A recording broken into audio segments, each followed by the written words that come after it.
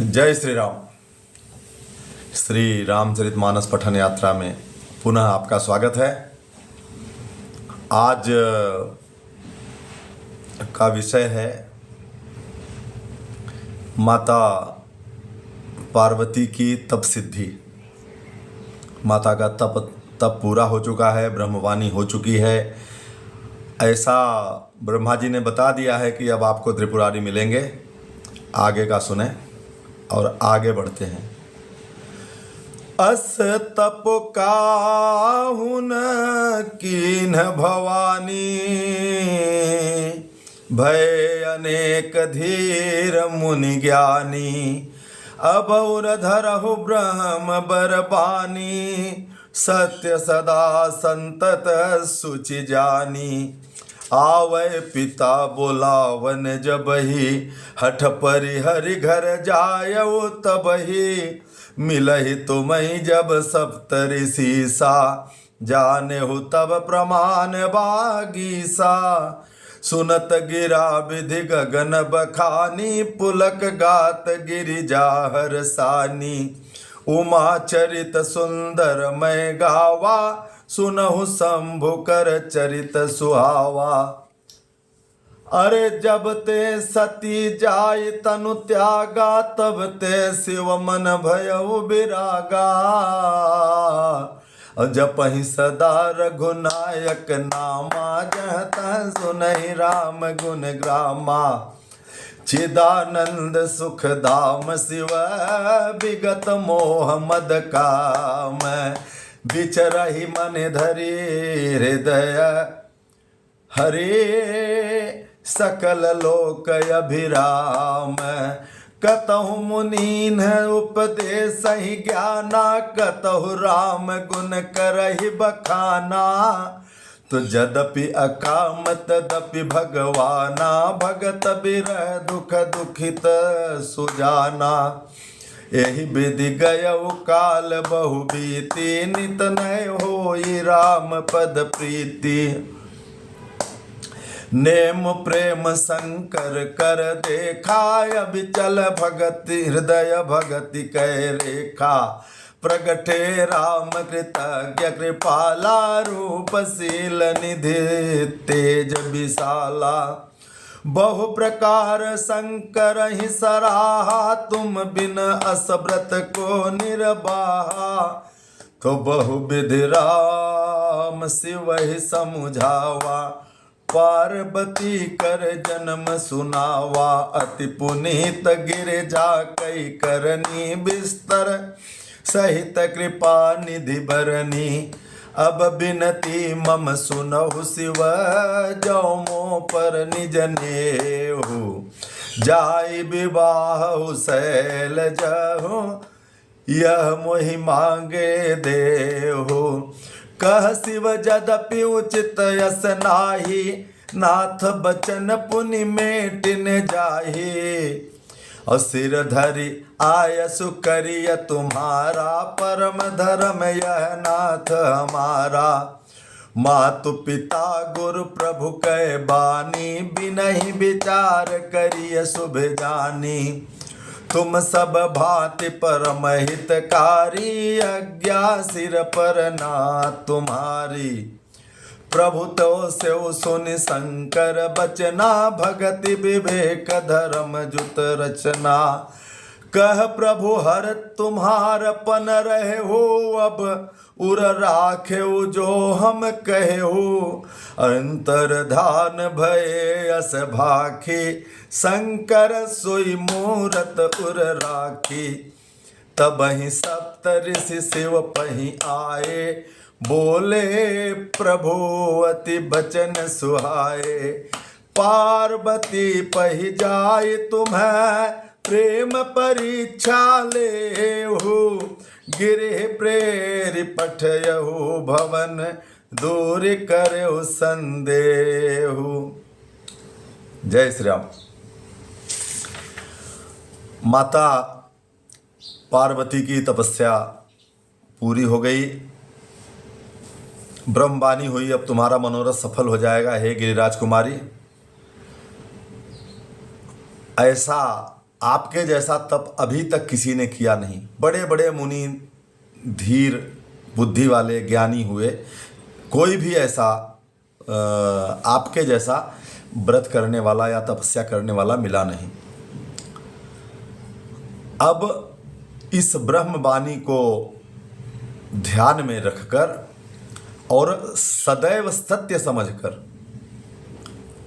जब पिताजी बुलाने आए, जब हिमाचल राज आपको बुलाने आए, तो हठ छोड़कर घर चली जाना। और हाँ, ऐसे ही विश्वास नहीं कर लो, तुम तो मानोगी नहीं, हठी हो। जब सप्तऋषि तुम्हें आके मिलें तो ऐसा समझ लेना कि ये वाणी जो है, जो मैं बोल रहा हूँ, वो पूरी तरह से सत्य है। अब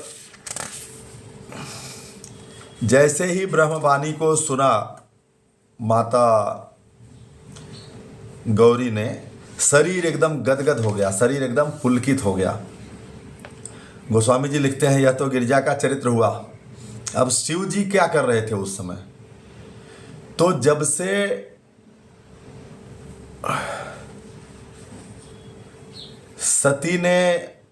माता सती ने अपना शरीर का त्याग कर दिया था, तब से शिव जी के मन में वैराग्य उत्पन्न हो गया। वो सदैव श्री रघुनाथ जी के नाम का जप करने लगे और जहाँ जहाँ श्री रामचंद्र जी के गुणों की कथाएं होती, वहाँ वहाँ वो जाकर उनको सुनने लगे। चिदानंद सुख के धाम, मोह मद और काम से रहित शिव जी संपूर्ण लोकों को आनंद देने वाले भगवान श्री हरि को अपने हृदय में धारण करके भगवान के ध्यान में मस्त हुए पृथ्वी पर विचरने लगे। वे कहीं मुनियों को ज्ञान का उपदेश देते और कहीं श्री रामचंद्र जी के गुणों का वर्णन करते। यद्यपि सुजान शिव जी निष्काम हैं, तो भी वे भगवान अपने भक्त माता सती के वियोग से दुखी तो होंगे। इस प्रकार बहुत समय बीत गया। श्री रामचंद्र जी के चरणों में नित नित नई नई प्रीति हो रही है शिव जी के मन में। शिव जी के कठोर नियम, अनन्य प्रेम और उनके हृदय की भक्ति की अटल टेक को, प्रण को देखकर श्री रामचंद्र जी ने उनके सम्मुख उपस्थित होकर कहा, उनके सम्मुख प्रभु श्री रामचंद्र जी कृतज्ञ भाव से कृपालु रूप और शील के भंडार महान तेजपुंज भगवान प्रकट हुए और उन्होंने बहुत तरह से शिव जी की सराहना की और कहा, आपके बिना ऐसा कठिन व्रत कौन निर्वाह सकता है। श्री रामचंद्र जी ने बहुत प्रकार से शिव जी को समझाया और पार्वती जी के जन्म का वृत्तांत सुनाया। कृपा निधान श्री रामचंद्र जी विस्तार पूर्वक पार्वती जी के अत्यंत पवित्र करनी का, उनकी तपस्या का वर्णन करने लगे। फिर उन्होंने शिव जी से कहा, हे शिव जी, यदि मुझ पर आपका स्नेह है तो आप मेरी एक विनती सुनिए और मेरी यह मांग पूरी करिए। आप अब जाइए और पार्वती जी के साथ विवाह कर लीजिए। शिव जी ने कहा, प्रभु यह उचित तो नहीं है। राम जी के बार बार समझाने पर शिव जी बोले, उचित नहीं है, परंतु स्वामी की बात को भी नहीं टाला जा सकता। हे नाथ, मेरा यही परम धर्म है कि आपकी आज्ञा को सिर पर रखकर उसका पालन करूं। माता पिता और गुरु और स्वामी की बात को बिना ही विचारे शुभ समझकर मानना चाहिए। फिर आप तो सब प्रकार से मेरे हितकारी हैं। हे नाथ, आपकी आज्ञा मेरे लिए शिरोधार्य है। शिव जी की भक्ति और ज्ञान